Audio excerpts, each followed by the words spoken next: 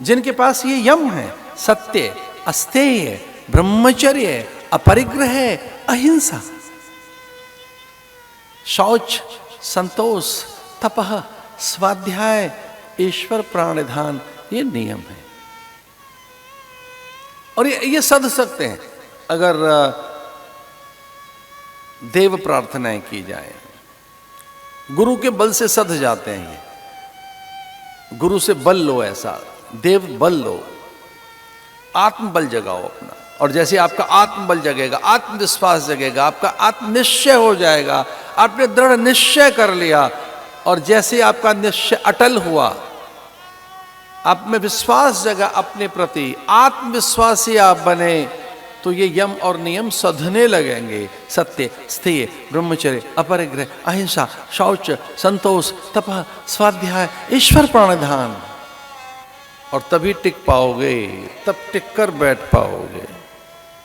उसके बाद की स्थिति आसन, तब आसन लगता है। फिर प्राणायाम होगा, तभी प्रत्याहार कर पाओगे, धारणाएं भी तभी सिद्ध होंगी।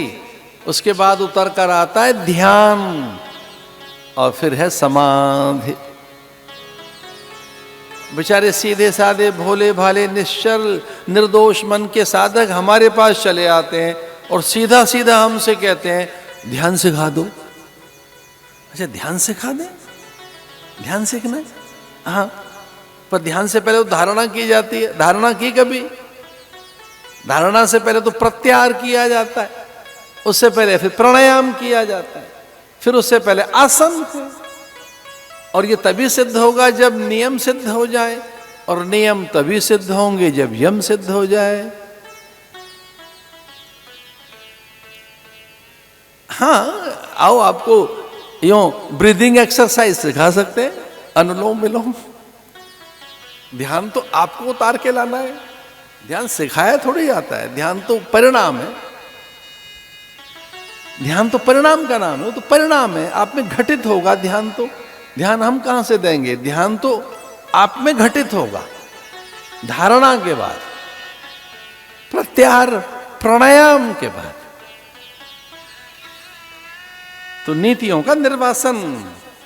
सुरुचि घर में आ गई, रुचि घर में आ गई, और जिस घर में रुचि हावी हो जाती है और सबकी अलग अलग अलग रुचियां जब हों, तो हमारा घर घर नहीं रहता। ओह, घर की कैसे शांति भंग होती है, घर में कैसे क्लेश आता है, घर में कैसे मतभेद आता है, फिर घर में कैसे संग्राम खड़ा होता है, फिर घर कैसे रणक्षेत्र बन जाता है, युद्ध क्षेत्र।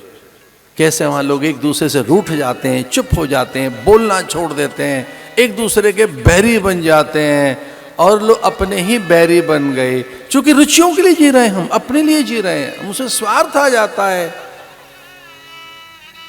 अपना स्वाद आ गया। अपना स्वाद, हमारा भी तो कोई स्वाद है, हमारा भी तो एक टेस्ट है।